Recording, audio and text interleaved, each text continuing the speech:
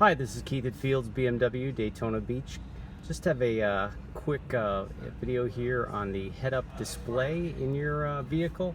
Today I'm sitting in a 2019 430i Coupe, and I just wanted to show you, you have your head-up display, which if you can kind of see it flashing on the screen here, it will display your speed limit, navigation, turn by turn, if you get a call, things like that.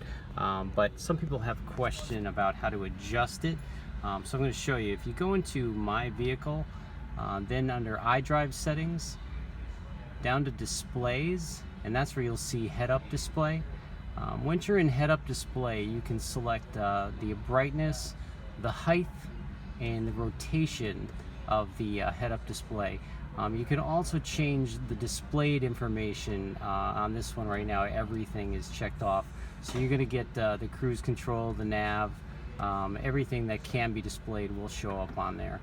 But one of the things that you might want to know about your head-up display is if you're wearing polarized sunglasses, they will cut the amount that you can see on your head-up display down quite a bit. Polarized glasses are designed to cut down on glare. So if you're wearing polarized glasses, you will notice that your head-up display is very hard to see.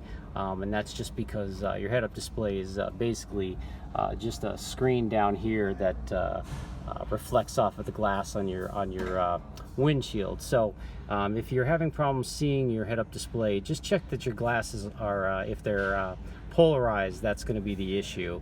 But if they're not, you can go in and adjust the brightness on the head-up display. That's about it. If you have any other questions, give us a call here at Fields. Ask for one of the geniuses or just stop on by and we can help you out. Have a great day.